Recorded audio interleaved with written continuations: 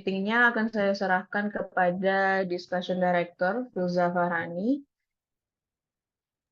Baik, terima kasih Emi. Assalamualaikum warahmatullahi wabarakatuh. Hello everyone. Thank you for joining us today in this discussion about Story Canada number 5. So my name is Filza Farani and I act as discussion director, also summarizer. So we're going to talk about story The Day I Left Home from Story Canada number 5. So I'm going to read the summary. The story describes a young boy's journey from the village to the big city.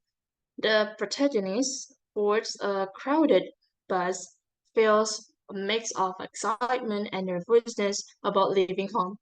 During the long trip, he is worried about his family, and wonder if he'll ever return. Upon arrival in the city, he is determined to find their uncle's house and begin their new life. Then we're moving to